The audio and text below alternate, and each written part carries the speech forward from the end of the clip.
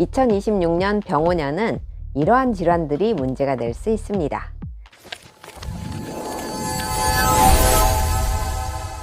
안녕하세요. 이은성 약사입니다.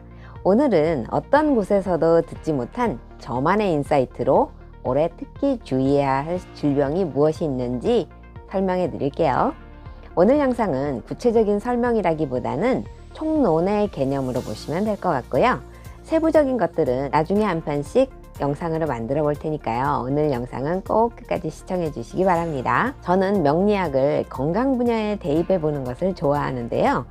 기해 경자 신축년에는 습, 담에 의한 질환이 증가했고, 따라서 관절 부종과 통증, 고혈압, 고지혈증, 당뇨 같은 대사성 질환, 코비드19 유행과 같은 호흡기 바이러스 감염, 우울증, 대장 문제로서는 장염이나 과민성 대장증후군 같은 것이 문제가 될 수 있었습니다. 그런데 2025년 을사년을 시작으로 2026년 병오년, 2027년 정미년까지는 조혈에 의한 질환이 문제를 일으킬 수 있다는 것입니다. 세세한 질환명은 뒤에 자세히 설명드리기로 하고, 을사년은 모그 땔감에 의해 불이 타오르기 시작하는 시기이며, 병오년은 위아래 모두 강력한 화기운을 가지고 있어서 을사년에서 이어온 화기운이 정점을 이루게 되는 시기입니다. 정미년은 병오년만큼 화가 강력하지는 않지만 건조한 미토가 불기운을 그대로 품고 뜨거운 구들장, 복사열을 내뿜는 시기로 열기는 불에 못지않다고 볼 수 있습니다. 한습이 지배하던 2019년에서 2021년까지는 흑염소가 데이트를 쳤는데요. 흑염소가 열이 많아 그 시절에 딱 맞았습니다. 하지만 2025년부터 특히 2026년에는 특별히 수기가 많고 몸이 찬 사람을 제외하고는 이 흑염소가 큰 도움이 되지는 않는다는 것도 알아두시는 것이 좋겠습니다. 그러면 병오년 강한 불기운에 의해 주의해야 할 질환은 뭐냐? 크게 10가지 카테고리로 분류하였습니다. 첫째는 진액 부족에 의한 질환을 꼽을 수 있습니다. 불기운에 의해 물기운이 말라버리는 거죠.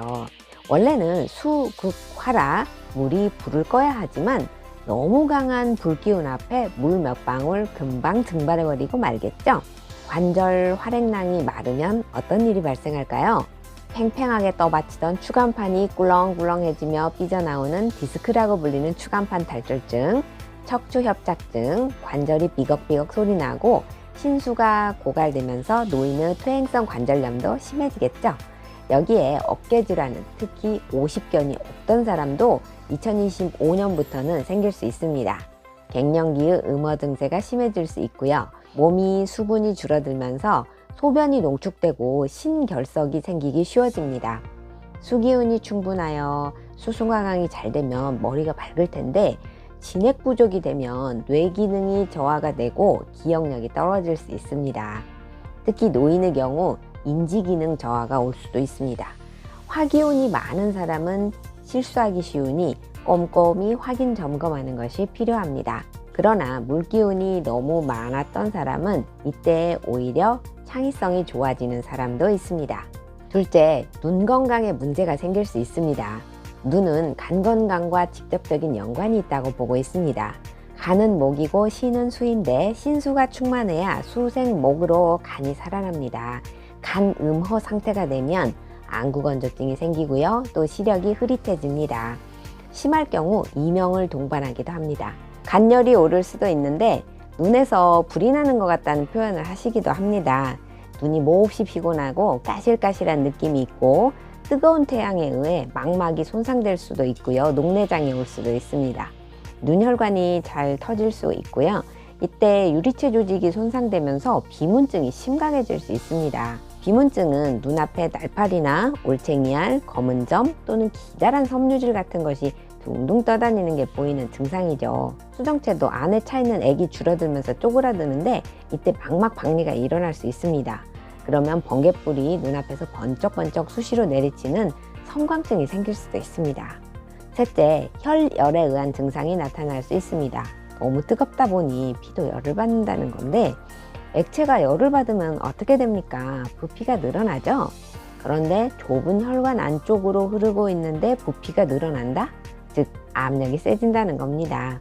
그러면 터져서 출혈이 일어나겠죠. 코피가 터지기 쉽고요. 눈혈관도 터지기 쉽죠. 혈압도 상승합니다. 사고에 의한 상처도 더 잘 생길 수 있습니다. 하다못해 모기에 물려도 혈관이 터질 수 있습니다. 가렵다고 긁다가도 피날 수 있고요.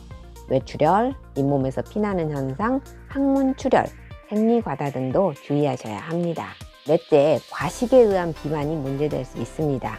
더우니까 땀을 많이 흘릴 수 있는데 이때 갈증을 배고픔으로 뇌가 착각할 수 있습니다. 정작 원하는 건 소금물인데 계속 음식을 집어넣고 밥 먹고 후식 먹고 간식 먹고 그래도 뭔가 허전하죠. 올해는 특히 소금물 요법을 잘 해주셔야 합니다.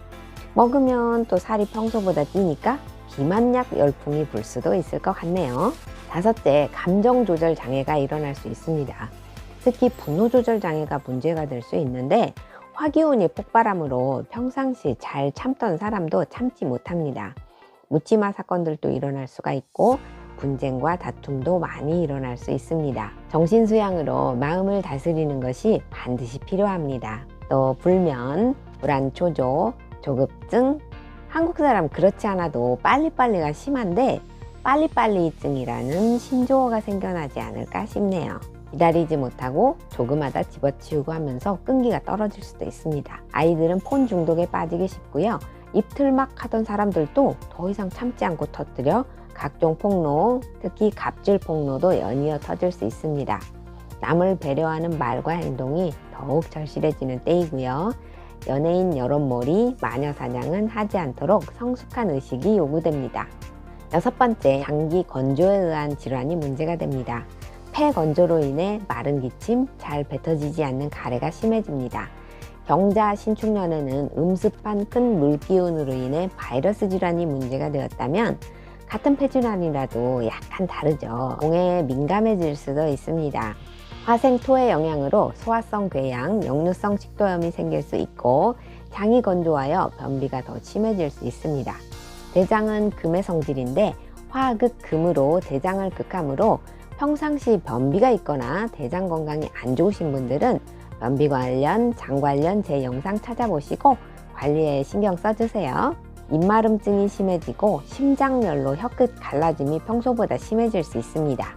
구강 건조가 생기니 입냄새도 심해질 거고요. 몸냄새도 더 심해질 수 있습니다. 일곱 번째, 염증이 문제가 될 수 있습니다. 염증 한자를 보세요. 불이 두 개가 겹쳐져 있죠? 염증은 불기운이 그만큼 쌓였다는 말입니다. 일반 감기보다는 폐렴으로 가는 경우가 더 많아질 수 있고요. 작은 상처도 염증이 생길 수 있습니다. 이런 급성염증뿐 아니라 만성염증도 문제가 되겠는데요. 만성염증이 온갖 난치병의 원인이 되기 때문에 만성염증을 유발하는 밀가루나 산화된 기름은 피해야 합니다. 여덟 번째, 온열 질환에 특히 주의해야 합니다. 이번 겨울은 영하 10도 밑으로 떨어지는 혹한이 유독 많았는데요. 이런 해의 여름은 더 뜨거울 전망입니다. 병온열이라는 화기가 여기서도 기세를 부릴 것으로 보입니다. 한반도에 폭염이 특히 심했던 해를 조사해보면 1942년 임오년, 1966년 병오년, 1977년 병사년, 78년 무오년, 2013년 개사년, 2014년 갑오년, 무술년, 2025년 을사년인데요. 무술년만 빼고 4, 5에 해당하는 불기운의 해입니다. 그런데 올해 병오년은 위아래가 다 불입니다. 얼마나 뜨거울지 심히 걱정됩니다. 야외 건설 현장에서 일사병, 열사병 같은 온열 질환에 주의하시고요. 에어컨 실외기 화재나 전기 과열, 모터 과열, 배터리 열폭주로 인한 화재에 정말 주의 당부드립니다. 특히 중국산 배터리 탑재한 전기기구 싸다고 절대 쓰지 마십시오. 더워도 너무 오랫동안 선풍기나 에어컨 켜지 마시고요. 너무 더우면 유리조각이나 물방울에 의해서도 햇빛이 볼록렌즈 역할을 해서 자연발화 불이 날 수가 있어요. 화재에 꼭 주의해 주세요. 문어발식 전기 멀티탭 사용, 멀티탭과 멀티탭을 연결하는 행동, 오래된 김치냉장고, 오래된 가전 쓰지 마시고요. 뜨거운 햇볕에 의한 일광화상, 그 어느 때보다 일어나기 쉽습니다. 선글라스, 양산, 모자 꼭 착용하시고 땡볕에 나가지 말고 수분 섭취에 신경 써주세요. 아홉 번째, 풀독, 벌레독에 주의하세요. 반팔과 반바지 차림으로 등산을 갔다가 풀독으로 고생할 수 있어요. 혹독한 자외선에 노출되면 식물이나 벌레가 독성이 강해집니다. 해파리나 파란 갯 민숭 달팽이 같은 것도 마찬가지이고요. 이상고온으로 진드기나 열대성 벌레의 이상 증식도 나타날 수 있습니다.